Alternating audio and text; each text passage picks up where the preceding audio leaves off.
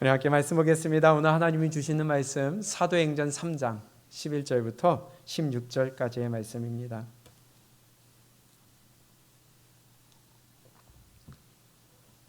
우리 함께 큰 목소리로 함께 봉독합니다. 시작. 나은 사람이 베드로와 요한을 붙잡으니 모든 백성이 놀라며 달려나아가 솔로몬의 행각이라 불리우는 행각에 모이거늘 베드로가 이것을 보고 백성에게 말하되 이스라엘 사람들아 이 일을 왜 놀랍게 여기느냐 우리 개인의 권능과 경건으로 이 사람을 걷게 한 것처럼 왜 우리를 주목하느냐 아브라함과 이삭과 야곱의 하나님 곧 우리 조상의 하나님이 그의 종 예수를 영화롭게 하셨느니라. 너희가 그를 넘겨주고 빌라도가 놓아주기로 결의한 것을 너희가 그 앞에서 거부하였으니 너희가 거룩하고 의로운 일을 거부하고 도리어 살인한 사람을 놓아주기를 구하여 생명의 주를 죽였도다. 그러나 하나님이 죽은 자 가운데서 그를 살리셨으니 우리가 이 일의 증인이라. 그 이름을 믿음으로 그 이름이 너희가 보고 아는 이 사람을 성하게 하였나니 예수로 말미암아 난 믿음이 너희 모든 사람 앞에서 이같이 완전히 낫게 하였느니라. 아멘. 사도행전 강의 오늘 9번째 시간입니다. 오늘 지난주에 이어서 이 본문에 나면서부터 걷지 못한 자가 걷게 되는 이 놀라운 기적을 보면서 오늘은 두 사람의 모습을 비교하면서 우리가 함께 도전을 받았으면 좋겠습니다. 이 나면서부터 걷지 못한 사람 항상 성전 문 앞에 있었습니다. 날마다 그 앞에 앉았다고 그랬어요. 그러면 성전을 출입하는 사람들에게는 이 사람의 얼굴이 늘 익었을 거예요. 이 사람의 배경을 알 거고요. 이 사람의 장애를 지금 알 거고요. 이 사람의 어떤 어려움이 있는지 알고요. 또한 모든 이 왔다 갔다 하는 사람들이 이 사람한테 어떤 사람은 매일 줬을 것이고 어떤 사람은 가끔 줬을 것이고 이 사람의 구걸에 도움을 주는 사람들이 있었을 것입니다. 그런데요, 성전에 이 사람이 고침을 받고 성전에 들어가서 뛸 때에 모든 사람이 그 사람이 고침받았다는 것을 모든 사람이 알았다고 그랬어요. 오늘 어제 우리가 지난주 본문에 9절 10절을 보게 되면 모든 사람이 그 사람이 나았다는 것을 모든 사람이 알았다고 그랬어요. 그리고 11절에 이렇게 얘기합니다. 그 나은 사람이 나음 받은 사람이 걷게 된 사람이 베드로와 요한 옆에 착 달라붙어 있었어요. 영어 성경에 보면은 그 베드로와 요한 옆에 딱 달라붙었대요. 거머리처럼 달라붙어 있었대요. 얼마나 기뻐서요. 그렇죠? 나면서부터 걷지 못한 사람이에요. 그런데 이 사람이 베드로의 그 말 한마디에 손을 잡고 일어나라고 했을 때에 예수의 이름으로 일어나 걸어라 하는 그 말 한마디에 걷게 됐을 때에 얼마나 감사했겠어요. 그래야 그 사람 옆에 착 달라붙어 있었다는 거예요. 그러니 그 모습을 보고 주변에 있던 많은 사람들이 베드로와 요한 저 사람들이 낫게 했구나 라는 것을 깨닫고 모든 그 자리에 있던 사람들이 이제는 스포트라이트가 베드로와 요한에게 비춰지기 시작하는 겁니다. 모든 사람들의 주목이 시선이 그 두 사람에게로 모이기 시작하는 거예요. 얼마나 놀라운 일입니까? 얼마나 놀라운 현장이에요. 이런 기적이 눈앞에서 일어난다면 아마 예수님을 믿지 않을 자가 없을 것 같아요.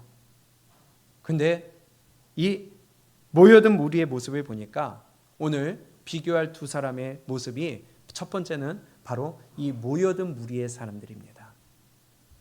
놀라운 기적을 보고 거기에만 마음을 빼앗겼어요. 그 현상에만 눈이 돌아갔어요. 베드로가 이 사람을 일으킬 때 뭐라고 하고 일으켰습니까? 내가 나사렛 예수를 명하노니 일어나 걸어라. 뭘로 했어요? 예수의 이름으로. 그래 그 자리에서 일어났어요. 그리고 이 사람이 걷게 돼서 기뻐 뛰며 어디로 들어갔어요? 성전으로 들어갔어요. 거기서 뭘 했어요? 하나님을 찬송했어요.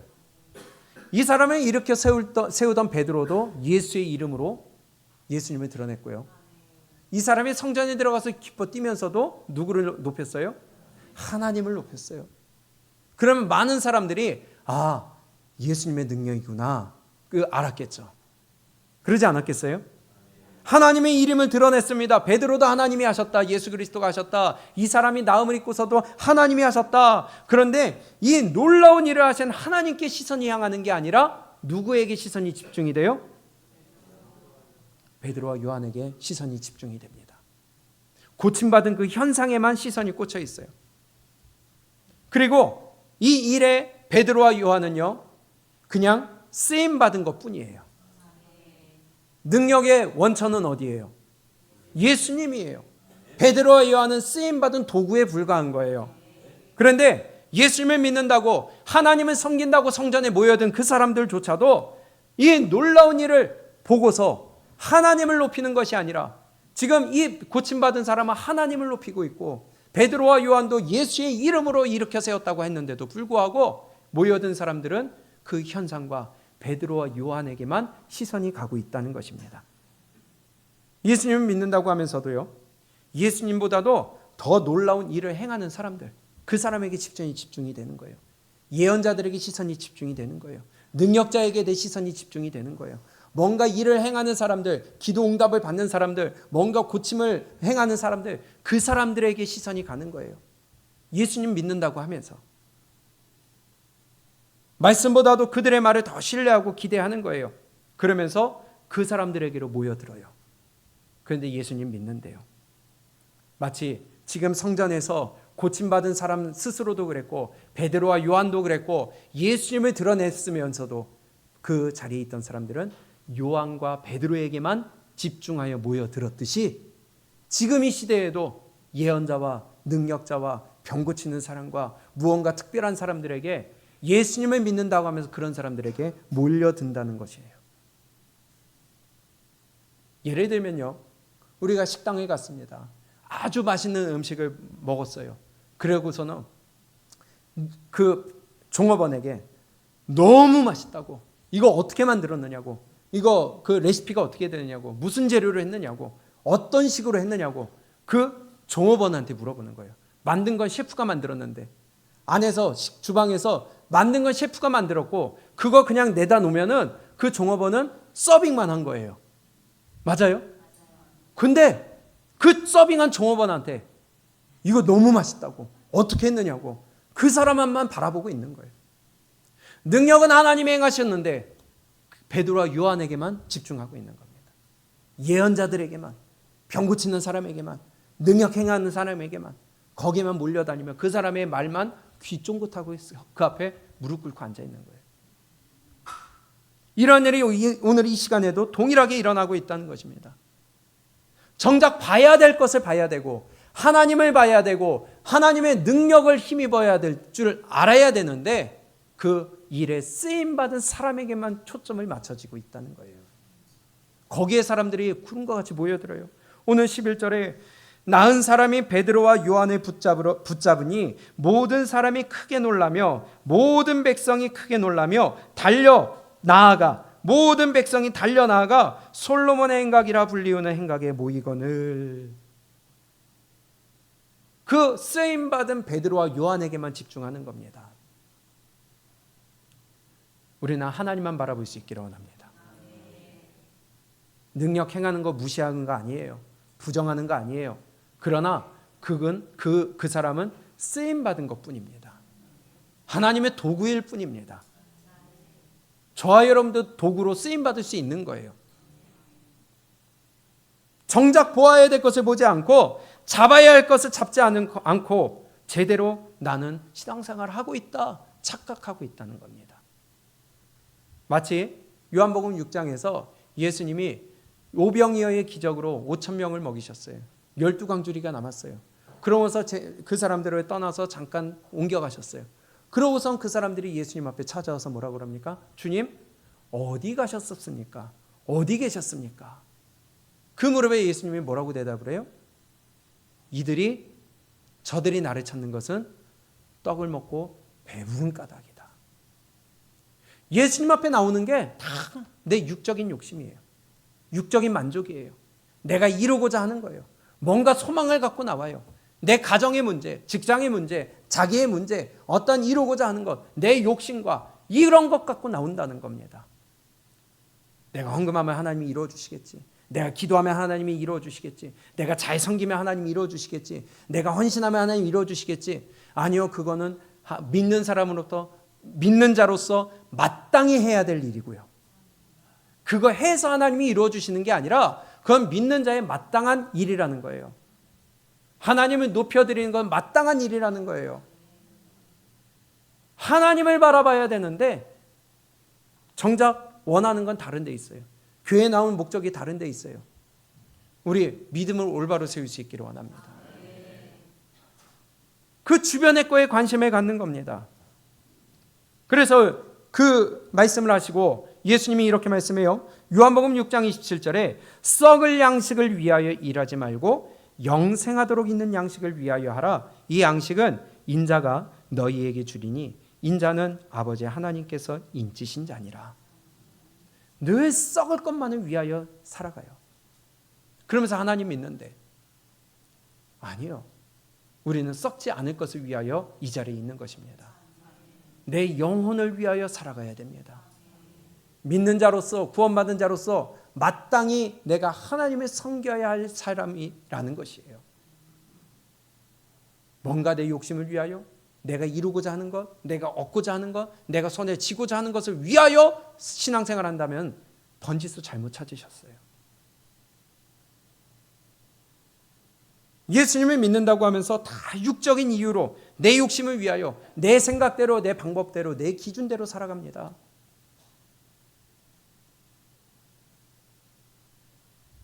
내가 보고 싶은 것만 보고요. 내가 원하는 것만 잡으려고 하고요. 내 감정대로 신앙생활하고요. 내 고집대로 신앙생활하고요. 그 내 감정에, 내 마음에 안 맞으면 흥 하고 돌아서 버리고요. 이건 올바른 믿음 아니죠. 하나님의 말씀이 우리의 기준이 되어야 되는 이유가 여기에 있다는 거예요. 신앙생활하면서 하나님을 바라보실 수 있기를 바랍니다. 사람 보지 마세요. 근데 사람을 너무 많이 바라봐요. 목사도 바라보지 마세요. 저도 똑같은 사람입니다. 똑같이 실수하고요. 똑같이 죄를 짓고요. 똑같이 무너지고요. 목사 바라보고 신앙생활 하지 마세요. 그렇다고 무시하란 말이 아니라 교회의 질서는 지키되, 하나님이 세우신 질서는 지키되 우리는 하나님 바라보고 신앙생활 할 수 있기를 원합니다. 근데 지금 솔로몬 행각에 모인 사람들처럼 뭔가 능력이 나타나고 뭔가 다른 것이 나타나면 그 사람에게 관심이 쏠리는 거예요. 그 현상에 관심이 쏠리는 거예요. 그건 사라질 것입니다. 그 사람이 끊임없이 할 수 있는 것도 아니고요. 하나님이 끊어버리면 끊어지는 것이라는 거예요. 도구일 뿐이라는 거예요. 나은 사람이 베드로와 요한을 붙잡으니 모든 백성이 크게 놀라며 달려나아가 솔로몬의 행각이라 불리우는 행각에 모이거늘. 뭔가 능력이 나타나면 뭔가 있는 것 같고 뭔가 대단한 것 같으면 그 사람 중심으로 모여들어요. 아니에요. 우리의 목적은요, 언제나 예수님이 중심이 되셔야 됩니다. 우리의 모임도 예수님이 중심이 되셔야 되고요. 우리의 예배도 예수님이 중심이 되셔야 되고요. 우리의 모든 삶의 목적이 예수님이 되셔야 된다는 거예요. 기적을 보고 베드로와 요한 주위에 몰려드는 자들의 다 그런 모습이었다는 거예요.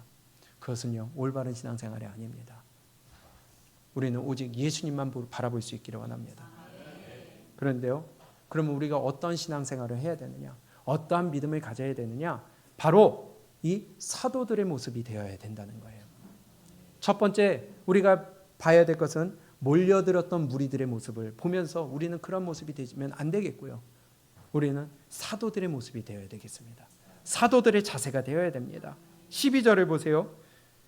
사람들의 스포트라이트를 받습니다. 집중을 받습니다. 관심을 받습니다. 사람들이 막 내 주위로 몰려들면서 높입니다. 그럴 때에 베드로가 이렇게 얘기를 해요. 12절입니다. 시작. 베드로가 이것을 보고 백성에게 말하되 이스라엘 사람들아, 이 일을 왜 놀랍게 여기느냐? 우리 개인의 권능과 경건으로 이 사람을 걷게 한 것처럼 왜 우리를 주목하느냐? 아멘. 뭐라고 그래요? 왜 우리를 주목하느냐? 왜 나를 주목하느냐? 내가 한 것처럼 왜 나를 높이느냐? 내가 한 것이 아니라 누가 했다? 예수님이 하셨다. 그 예수님의 이름이 이 일을 일으켰다. 이게 우리가 가져야 될 믿음이라는 거예요. 내가 드러나는 게 아니라 예수님이 드러나셔야 돼요. 내가 아닌 예수 그리스도의 몸된 교회가 나타나야 돼요. 내 방법이 아니라 예수님의 방법으로 행해야 돼요. 내 고집이 아니라 교회의 질서를 따라가야 돼요. 이것이 바로 믿음이라는 것입니다. 근데 신앙생활은 늘 내 고집, 내 방법, 내 기준, 내 감정, 내 살아왔던 그러한 경험으로 신앙생활하면요, 여기 있는 사람들의 모든 사람의 믿음이 다 다른 거예요. 예수님이 나타날 수가 없어요. 그래서 우리는 말씀으로 하나가 되어야 돼요. 말씀이 기준이 되어야 되는 거예요. 오직 드러낼 것은 내가 아니라 예수 그리스도라는 거예요. 그래서 우리는 십자가에 죽었다는 겁니다. 우리의 모습은 십자가에 죽었는데 자꾸 내가 나타나.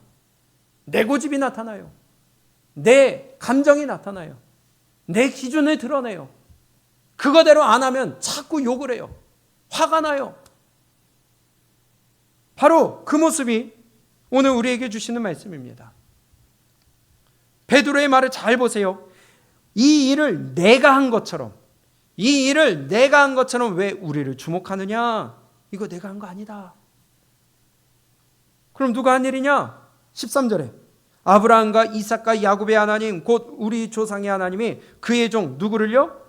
예수를 영화롭게 하셨느니라. 너희가 그를 넘겨주고 빌라도가 놓아주기를 결의한 것을 너희가 그 앞에서 거부하였으니 너희가 거룩하고 의로운 이 그게 누구예요? 예수님. 거부하고 도리어 살인한 사람을 놓아주기를 구하였을 때 생명의 주를 죽였도다. 지금 베드로는요, 지금 자기에게 집중되는 그 조명을 싹 바꿔요. 예수님께로 바꿉니다. 그러면서 거기에 부연 설명을 해요. 니네가 죽인 예수, 니네가 거부한 예수, 니네가 버린 그 예수가 이 일을 행했다. 내가 한 거 아니다. 사람은요 참 악한 게 조금 높임을 받고요, 조금 엉덩이 두들겨주고요, 조금 칭찬해주면요 지가 대단한 줄 알아요. 그 모습에서 제일 위험한 사람이 누군지 아세요? 저예요. 목사. 아유 은혜 받았어요. 아유 오늘 진짜 큰 은혜 받았습니다. 진짜 대단한 줄 알아요. 제일 위험한 게 목사입니다. 그래서 저는 늘 그거 조심하는 거예요. 이게 사람의 악한 모습입니다. 그런데 베드로 보세요. 사람들이 날 때부터 걷지 못하는 사람을 일으켜 세웠어요. 사람들이 볼 땐 베드로의 손을 잡고 일으켜 세운 거예요. 베드로가 한 일이에요. 사람들이 베드로 주변으로 모여듭니다. 그런데 베드로는 바로 방향을 틀어버려요. 예수님이 하셨다. 거기에다가 마음까지 찔릅니다. 니네들이 죽인 예수, 니네들이 버린 예수, 니네가 거부한 예수, 그가 이 일을 행했다. 이 놀라운 기적을 행했다. 참 베드로가 대단한 믿음의 모습을, 믿음의 말을 하는 것을 봅니다. 이게 구원받은 자의 삶이라는 거예요. 내가 없어지고 주님이 드러나는 삶을 사는 거예요. 내가 사라지고 주님이 나타나는 삶을 사는 거예요. 내 주장을 끊어내고 주님이 하라고 하신 대로 살아가는 거예요. 그게 구원받은 자의 삶이에요. 근데 늘 내 거, 내 방법, 내 고집, 내 마음, 내 감정, 내 기분, 내 기준대로 살아가는 것은요, 아직도 내가 안 죽은 거예요. 십자가에 안 죽은 거예요. 예수님의 방법대로 살아가는 게 아니에요. 어떠한 일에든지 내가 나타나는 것이 아니라 오직 누구만요? 예수 그리스도만 나타나는 삶이 되는 것이 구원받은 자의 마땅한 삶이라는 것입니다. 또 다시 한번 봅니다. 고린도후서 5장 15절입니다. 이게 우리 믿음의 가장 핵심이 되는 삶이 되어야 된다는 거예요.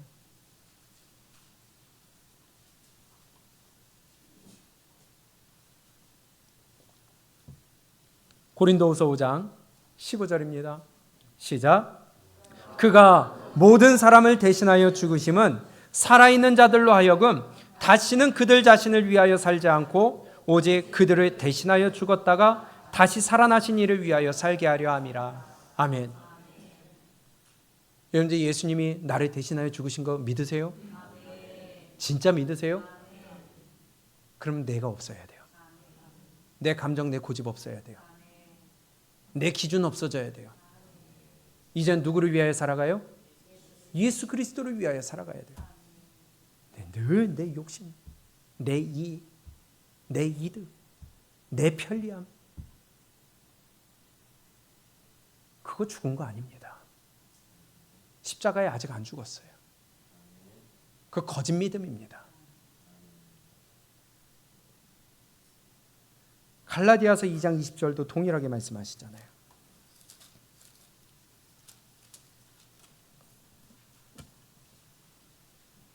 갈라디아서 2장 20절입니다. 시작. 내가 그리스도와 함께 십자가에 못 박혔나니 그런즉 이제는 내가 사는 것이 아니요 오직 내 안에 그리스도께서 사시는 것이라. 이제 내가 육체 가운데 사는 것은 나를 사랑하사 나를 위하여 자기 자신을 버리신 하나님의 아들을 믿는 믿음 안에서 사는 것이라. 아멘. 십자가에 달려 죽은 사람은요, 이제는 내가 없어요. 나를 위하여 사는 것이 아니라 동일하게 지금 고린도서 5장 15절과 갈라디아서 2장 20절에 하신 말씀이 동일한 게 뭐예요? 나를 위하여 사는 게 아니다.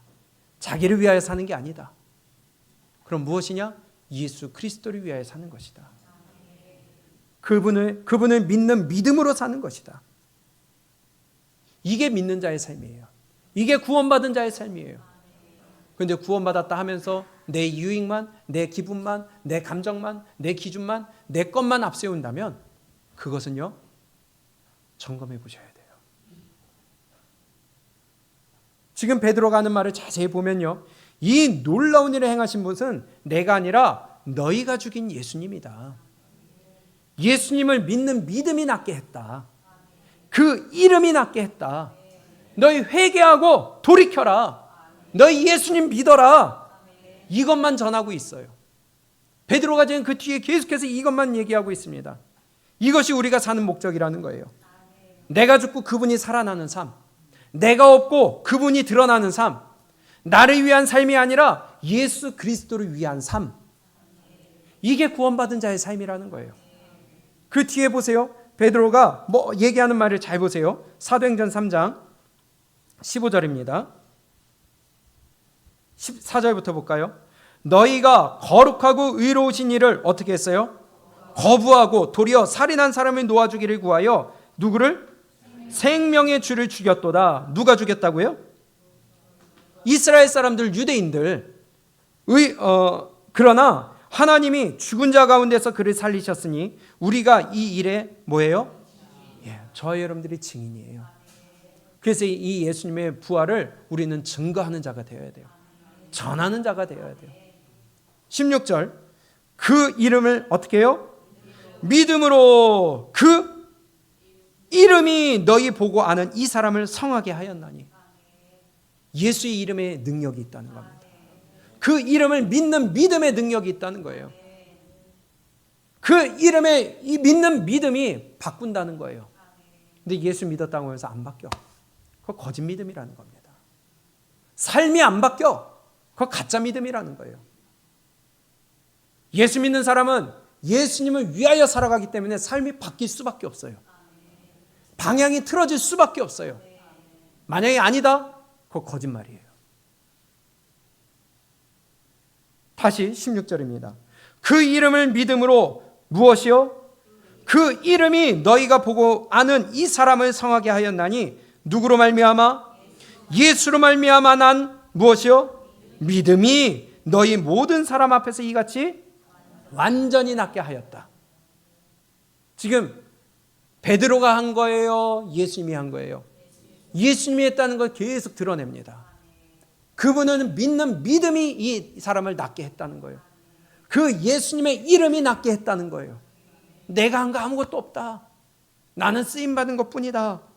그러면서 17절에 형제들아 너희가 알지 못하여 그리하였으며 너희 관리들도 그리한 줄 아노라. 그러나 하나님이 모든 선지자의 입을 통하여 자기의 그리스도께서 고난 받으실 일을 미리 알게 하신 것을 이와 같이 이루셨느니라. 이 일은 이미 선지자들을 통하여 구약에 이미 예언하신 일이다.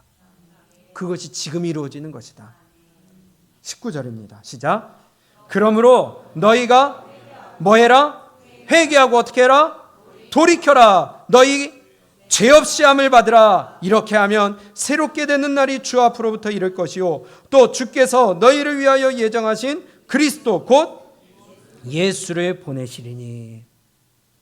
사람들로부터 지금 관심을 받고 집중을 받고 사람들이 몰려들어서 지금 막 행가를 치려 하고 베드로와 요한 중심으로 막 몰려들 때에 베드로는 중심을 그 물 흐름을 관심의 흐름을 싹 바꿔버려요.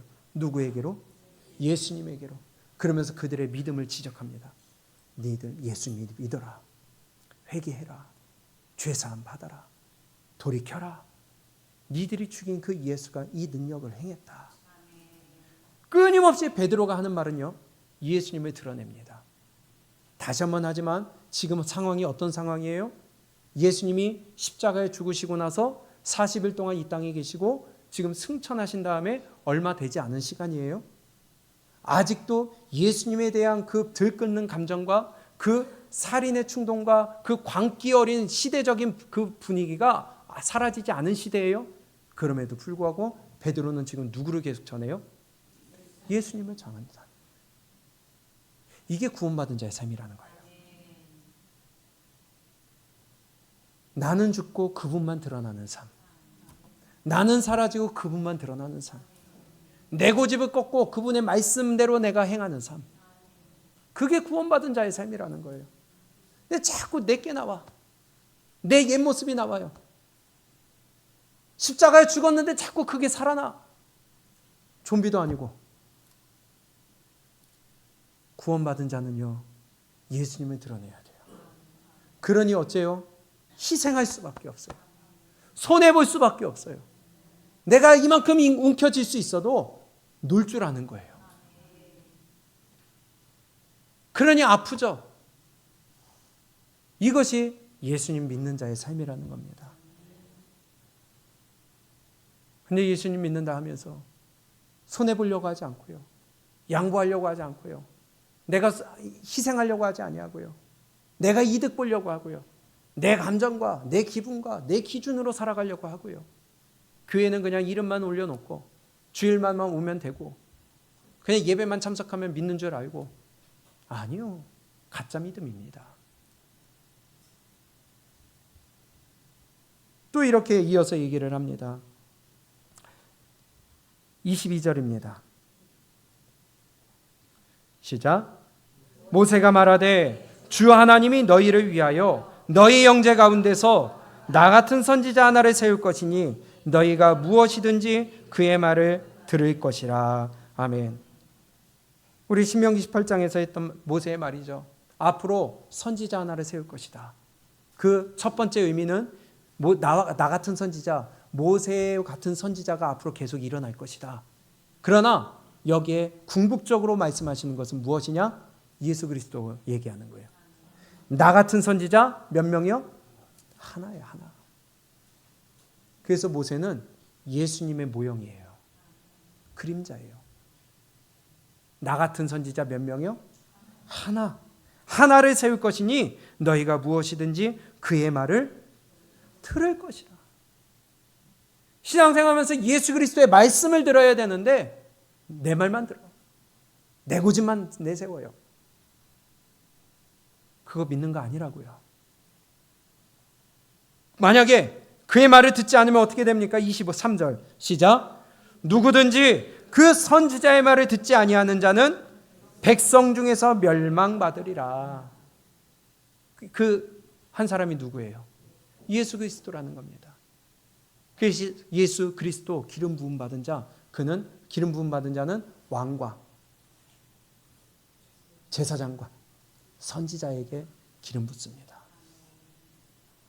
예수님은 선지자로서 오셨어요.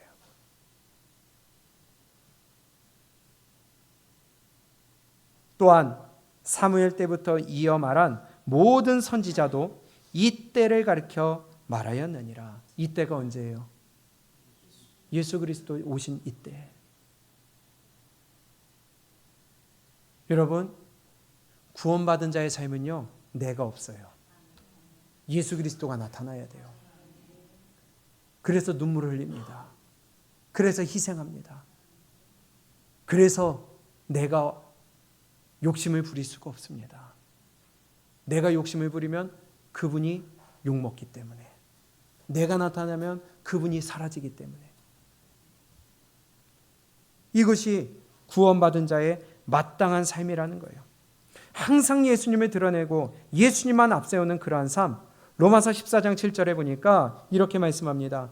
우리 중에 누구든지 자기를 위하여 사는 자가 없고 자기를 위하여 죽는 자도 없도다. 누구든지 자기를 위하여 사는 자가 없고 자기를 위하여 죽는 자가 없도다. 우리가 살아도 주를 위하여 살고 죽어도 주를 위하여 죽나니 그러므로 사나 죽으나 우리가 주의 것이로다. 구원받은 자의 삶은 이거예요. 내 삶이 없는 거예요. 기분 나쁘세요? 괜히 왔어요? 괜히 믿었어요? 네, 하나님이 주시는 축복과 은혜와 그 놀라운 위로는 더 크다는 것입니다. 그가 모든 사람을 대신하여 죽으심은 살아있는 자들로 하여금 다시는 그들 자신을 위하여 살지 않고 오직 그들을 대신하여 죽었다가 다시 살아나신 이를 위하여 살게 하려 함이라. 그래서 믿는 자의 삶은 내가 없고 예수 그리스도가 드러나는 삶을 살아야 되는 것입니다. 다니엘을 볼까요? 그의 친구들을 볼까요? 그들의 삶을 통하여 대단한 믿음인데 그들의 믿음의 삶이 드러나기 전에 벌써 왕에게 인정받은 사람들이었어요. 다니엘이 잡혀갔습니다. 세 친구들도 같이 잡혀갔습니다. 그런데 느부갓네살 왕이 꿈을 꿨는데 이 꿈이 도대체 무슨 꿈인지 해석할 수가 없는 거예요. 이 느부갓네살이 많은 박수와 무당들을 불러들여서 이 꿈을 해석하라 하는데 황당한 요구를 해요. 꿈까지 알아내래요. 여러분들, 제가 지난밤에 무슨 꿈 꿨는지 좀 알려주세요. 말도 안 되는 요구를 해요. 그때 다니엘이 그 꿈을 해석을 해줍니다. 꿈까지 알려줍니다. 그러면서 확실하게 얘기하는데 처음에 이렇게 얘기를 합니다. 다니엘 2장 27절에 보면요. 다니엘이 왕 앞에 대답하여 이르되 왕이 물으신 바 은밀한 것은 지혜자나 술객이나 박수나 점쟁이가 능히 왕께 보일 수 없으되 오직 은밀한 것을 나타내실 이는 하늘에 계신 하나님이시라. 그가 느부갓네살 왕에게 후일에 될 일을 알게 하셨나이다. 왕의 꿈 곧 왕이 침상에서 머릿속으로 받은 환상은 이러하니이다 하며 꿈을 얘기해주고 꿈을 해석해줘요. 당신의 꿈을 해석해주고 은밀한 것을 알려줄 수 있는 분은 어떤 누구도 없고 오직 하나님밖에 없습니다. 우리의 삶 가운데 이런 고백이 있기를 원합니다. 안 믿는 사람이에요. 왕이에요. 권력자예요. 죽일 수 있는 사람이에요. 그럼에도 불구하고 하나님이 그 꿈을 알게 해줍니다. 그런데 우리는 내가 일하는 곳에서, 직장에서, 사업처에서 만나는 자들에게 나 믿는 사람이야, 크리스찬이야 말조차도 제대로 못하는 이러고 있지 않을까요? 하나님이 이렇게 하셨어. 말조차 증거하지 못하는 믿음 아니에요?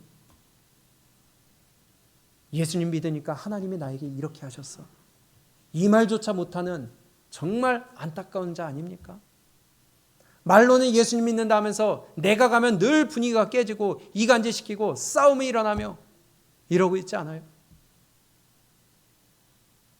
우리의 믿음은요, 그분이 드러나야 된다는 거예요. 새 친구들 보세요. 신상 앞에 절하지 않으면 불에 죽인다고 그랬어요. 풀무불에 던진다고 그랬어요. 그런데요, 그럼에도 불구하고요, 자기의 신앙을 타협하지 않습니다. 자, 보세요. 다니엘입니다. 다니엘 2장 결과만 볼게요. 28절입니다. 이 세 친구들의 그 고백, 과정 가운데 그 고백도 대단했고요.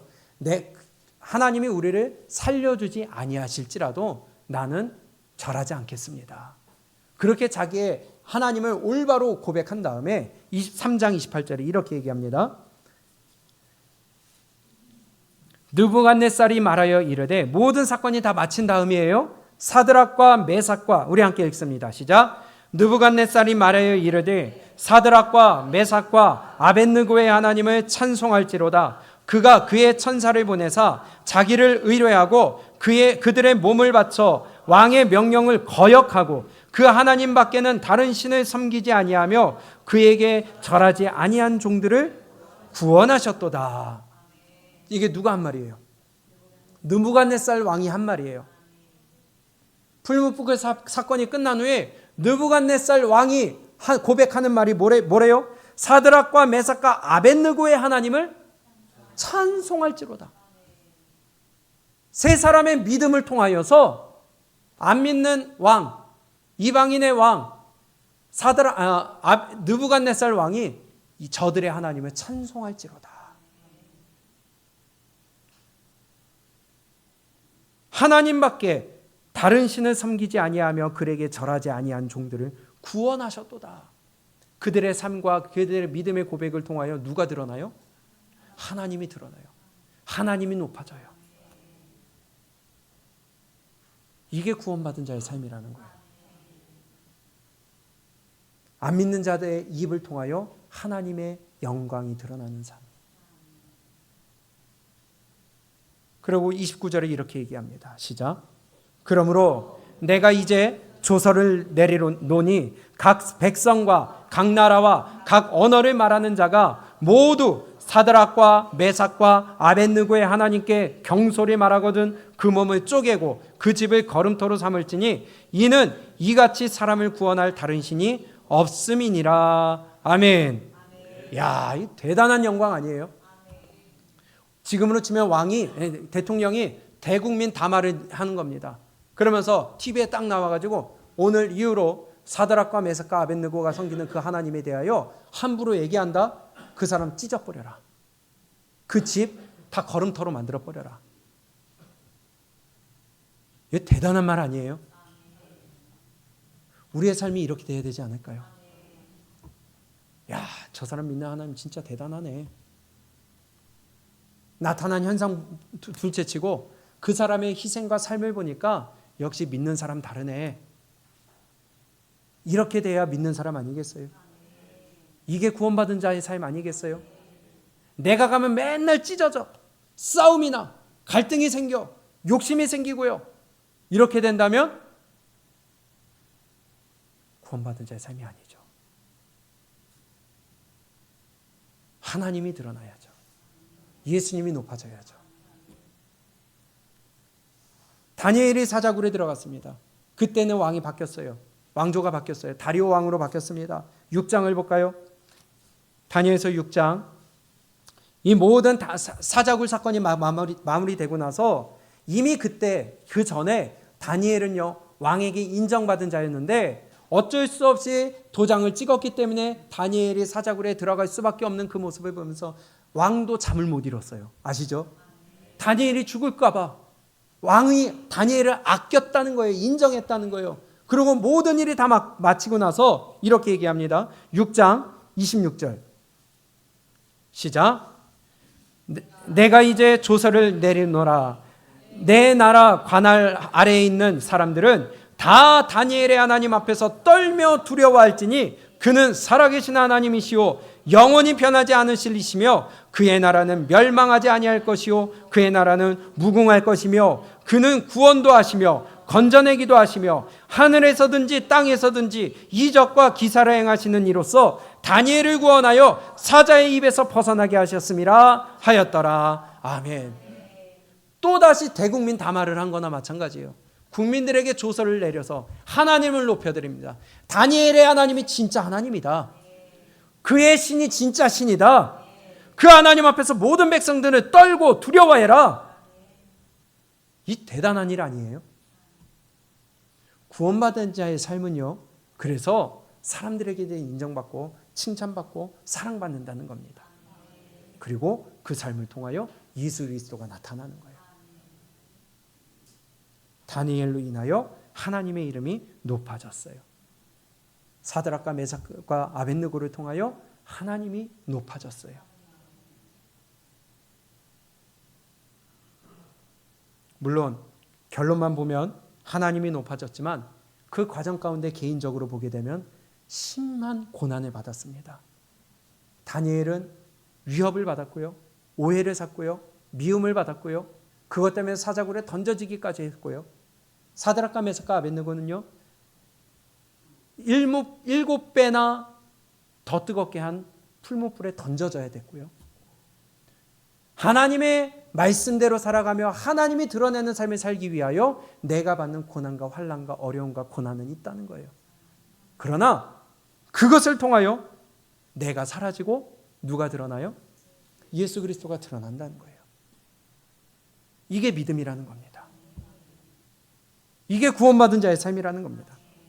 믿음은요, 내가 중요한 게 아니라 하나님의 이름이 높아지고 하나님이 드러나는 거예요. 그게 믿음이에요. 우리의 믿음은 어떨까요? 베드로와 요한은 나면서 걷지 못하는 자를 예수님의 이름으로 걷게 하는 이 놀라운 현장에서 자기에게 쏟아지는 놀라운 그 사람들의 주목보다도 예수님이 드러나기를 원했다는 거예요. 우리의 삶 속에서 신앙생활하는 교회 생활 속에서 내가 드러나기보다는 주님이 드러나기 진짜 진정으로 원한다면 내가 희생할 수밖에 없지 않을까요? 내가 낮아질 수밖에 없지 않을까요? 내 욕심과 고집보다는 하나님의 말씀이 우선시 되어야 되지 않을까요? 내가 죽고 내가 희생하고 내가 낮아지고 그것을 그래서 마태복음 16장에서 뭐라고 그럽니까? 자기를 부인하고 주는 그리스도시요 살아계신 하나님의 아들입니다. 고백하는 베드로에게 제일 먼저 예수님이 하신 말씀이 뭐예요? 자기를 부인하고 자기 십자가를 지고 나를 따르라. 그래야 제자다. 자기 부인해야 돼요. 내가 없어져야 돼요. 내가 죽어져야 돼요. 그걸 하나님이 구원받은 자에게 요구하시는 것입니다. 예수님을 믿는다는 것은 내가 죽어지는 것입니다. 내가 살면 예수님이 드러날 수 없다는 거예요. 좀 전에 말씀드린 자기를 부인하고 자기 십자가를 지고 나를 따르라는 말씀이 마태복음에도 마가복음에도 누가복음에도 계속해서 반복해서 말씀하고 있는데요. 그런데 누가복음에서는 단어 한 가지가 더 추가가 돼요. 누가복음 9장을 볼까요? 누가복음 9장 23절입니다.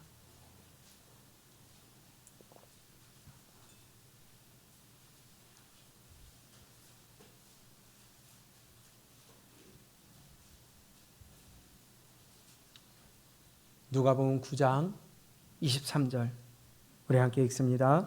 시작.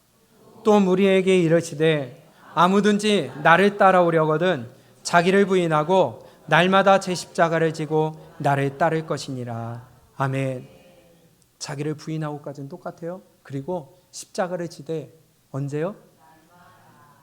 일주일에 한 번? 한 달에 한 번? 날마다 자기 십자가를 지고 죽으라는 겁니다. 날마다 죽으라는 겁니다. 날마다 내가 없어야 된다는 겁니다. 자기를 부인하고 날마다 내가 죽어야 돼요. 그게 예수님 믿는 자의 삶이라는 거예요. 날마다 십자가 앞에서 내가 죽고 날마다 내가 없고 예수님만 드러나는 삶. 그래서 날마다 십자가 앞에 우리는 무릎 꿇을 수밖에 없는 거예요. 그분의 고통을 눈앞에 내가 봐야 되는 거예요. 나를 위해 죽으셨구나. 그 피를 흘리셨구나. 그 십자가 붙드시기를 축복합니다. 이게 구원받은 자의 삶입니다. 오늘 베드로의 고백처럼 왜 우리를 주목하느냐. 내가 드러나고 내가 뭔가 이름이 나타내어져야 되고 내가 뭔가 주목받아야 되고 내가 뭔가 빛이 나야 되는 이것은요 구원받은 자의 삶이 아니라 이름도 없이 빛도 없이 묵묵히 내가 있어야 될 자리에 내가 있고요 내가 녹아져야 될 자리에 내가 녹아지고 내가 사라져야 된다면 사라질 수 있는 그 믿음이 바로 예수 믿고 구원받은 자의 삶이 된다는 거예요. 나 자신에게 주목할 게 아니라, 내 삶에 주목할 것이 아니라, 내 욕심과 기준과 감정을 주목할 것이 아니라 오직 예수 그리스도가 드러나는 삶, 오직 예수 그리스도만 드러나는 삶이 될 수 있기를 원합니다. 우리의 입술을 통해서 그분이 드러나야 되겠고요, 우리의 삶을 통하여 그분이 드러나야 되겠고요, 우리의 행동을 통하여 그분이 드러나야 되겠고요. 그리하여 우리의 삶의 모든 영역에 예수 그리스도, 오직 예수 그리스도만 드러나고 오직 그분만 증거되는 삶이 될 수 있기를 주님의 이름으로 축복합니다. 그러한 자가 구원받은 자의 삶으로서 마땅한 길을 걸어가는 모습이 믿음이요, 그것이 구원받고 예수 믿는 자의 합당한 삶이 된다는 것을 오늘 다시 한번 말씀 통해 깨닫습니다. 여러분들의 삶은 어디에 집중하고 있습니까? 내가 이뤄야 될 것, 내가 잡아야 될 것, 내가 챙겨야 될 것, 아니면 그런 것은 둘째치고 오직 예수 그리스도만 나타나는 것, 거기에 집중하고 있는가? 그래서 회개가 필요합니다. 오늘도 또 다시 한번 십자가 앞에 무릎 꿇기를 원합니다. 그리하여 내가 날마다 죽어지고 오직 예수 그리스도만 드러나는 우리의 삶이 될 수 있기를 주님의 이름으로 축복합니다.